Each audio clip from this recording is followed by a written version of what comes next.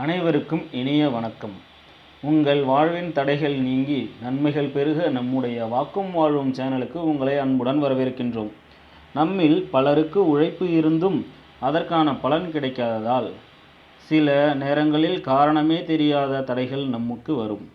அத்தகைய தடைகளை தகர்த்து இறைவனின் அருள் பரிபூர்ணமாக பெறக்கூடிய எளிய சக்தி வாய்ந்த பரிகார முறைகள் இன்றைக்கி நம்ம பார்க்கலாம். இந்த வீடியோ முழுசாக பாருங்கள். அப்போ தான் உங்களுக்கு பரிகாரத்தை பற்றி எந்த நேரத்தில் எப்படி செய்யணும் அப்படிங்கிற நுணுக்கமான விஷயங்கள்லாம் தெளிவாக தெரியும். வீடியோவுக்கு போகிறதுக்கு முன்னாடி நம்ம வாக்கும் வாழ்வும் சேனலுக்கு மறக்காமல் சப்ஸ்கிரைப் பண்ணிக்கோங்க. கூடவே பக்கத்தில் இருக்க பெல் பட்டனையும் தட்டி விட்டுருங்க. இப்போ வாங்க உங்கள் வாழ்வை மாற்றப்போகும் அந்த பரிகாரத்தை பார்க்கலாம். தீரா கடன் தீரவும் லக்ஷ்மி கடாட்சகம் பெருகவும் சக்தி வாய்ந்த தாந்திரீக பரிகாரங்கள். வாழ்க்கையில் மகிழ்ச்சி என்பது மன நிம்மதியை பொறுத்தது. ஆனால் அந்த மன நிம்மதியை குலைப்பதில் முதன்மையானது கடன். கடனில்லா வாழ்வே ஒரு பெரிய செல்வம் என்பார்கள். எவ்வளவுதான் உழைத்தாலும் பணம் கையில் தங்குவதில்லை. அந்த பணம் வந்த வழியே போகிறது. வாங்கிய கடனை திருப்பி கொடுக்க முடியவில்லை என்று வருந்துபவர்கள் நம்மில் பலரும் உண்டு. ஜோதிட ரீதியாக 6ஆம் இடம் பலவீனமாக இருப்பது, செவ்வாய் மற்றும் குரு பகவானின் அனுகிரகம் குறைவது இதற்கு காரணமாக இருக்கலாம். இதற்கான தீர்வு நம் முன்னோர்கள் காட்டிய எளிய அதே சமயம் அதீத சக்தி கொண்ட பரிகாரங்கள் இன்று நம்ம விரிவாக பார்க்கலாம். செவ்வாய் பகவான் மற்றும் மைத்திர முகூர்த்த பரிகாரம். கடன் என்று வந்துவிட்டாலே அதற்கு அதிபதி செவ்வாய் பகவான் தான். கடனை அடைப்பதற்கென்றே ஒரு சிறப்பான நேரம் உண்டு. அதுதான் மைத்திர முகூர்த்தம். மைத்திர முகூர்த்தம் என்றால் என்ன அப்படின்றத பார்க்கலாம். ஒரு மாதத்திற்கு ஒரு சில மணி நேரங்கள் மட்டுமே இந்த முகூர்த்தம் வரும். அந்த நேரத்தில் உங்கள் கடனின் ஒரு சிறு பகுதியை, உதாரணமாக 100 ரூபாய் அல்லது 500 ரூபாய் கொடுத்தால் கூட உங்கள் கடன் மலை போல இருந்தால் கூட அது பனி போல உருகிவிடும்.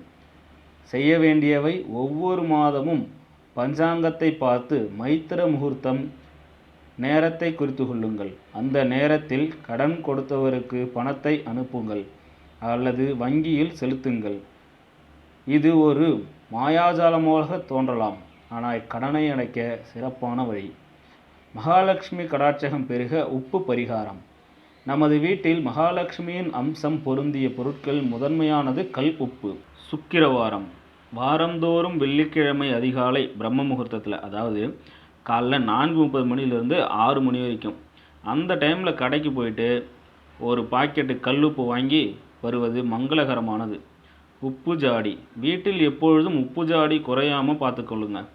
செராமிக்ஸ் அல்லது கண்ணாடி ஜாடியில் கல் உப்பு நிரப்பி அதில் ₹1 நாணயத்தை போட்டு வைப்பது பணத்தை ஈர்ப்பு அதிகரிக்கும். கண் திருஷ்டி நீங்கிறதுக்கான ஒரு வழி. வீட்டை துடைக்கும் பொழுது தண்ணீரில் ஒரு கைப்பிடி கல் உப்பு போட்டு துடைத்தால் வீட்டில் இருக்கும் எதிர்மறை ஆற்றல் விலகி லக்ஷ்மி தேவி குடியேறுவாள். செவ்வாய்க்கிழமை. வெள்ளம் பரிகாரம். கடன் தீர செவ்வாய்க்கிழமை அன்று இந்த எளிய பரிகாரத்தை செய்யலாம். செவ்வாய்க்கிழமை அன்று சிறிது வெள்ளத்தை ஒரு பசுவிற்கு உணவாக வழங்க வேண்டும். பசுவில் 30 முக்கோடி தேவர்களும் வசிப்பதாக ஐதீகம். பசுவிற்கு வெள்ளம் தருவதன் மூலம் செவ்வாதோஷம் நீங்கி கடன் சுமை குறையும்.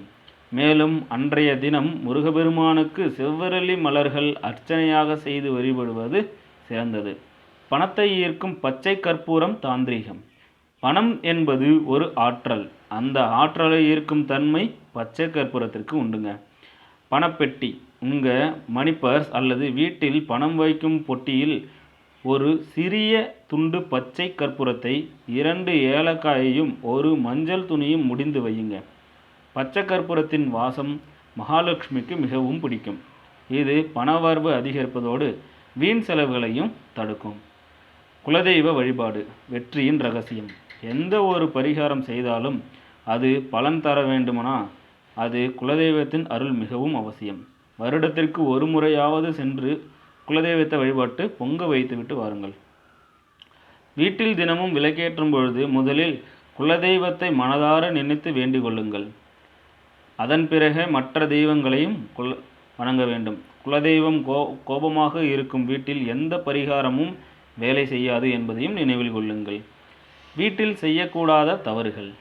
செல்வம் பருக வேண்டும் என்று நினைப்பவர்கள் பின்வரும் விஷயங்களை தவிர்க்க வேண்டும். வீட்டில் செய்யக்கூடாத தவறுகள். செல்வம் பெருக வேண்டும் என்று நினைப்பவர்கள் பின்வரும் சில விஷயங்களை தவிர்க்க வேண்டும். சூரிய அஸ்தமத்திற்கு பிறகு மாலை நேரங்களில் கடன் கொடுக்கவோ அல்லது வாங்கவோ கூடாது.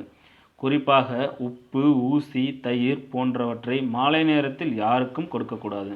வீட்டின் வடகிழக்கு மூலை, அதாவது ஈசான மூலை, எப்பொழுதும் சுத்தமாகவும் பாரம் இல்லாமலும் இருக்க வேண்டும். அங்கே குப்பைகளை சேர்க்காதீர்கள். பணத்தை மதித்தல். பணத்தை எக்காரணத்து கொண்டும் அலட்சியமாக வீசக்கூடாது. பணத்தை எண்ணும்போது எச்சில் தொட்டு எண்ணுவதை தவிர்க்க வேண்டும். கடன் தீர்க்கும் நரசிம்மர் மற்றும் பைரவர் வழிபாடு.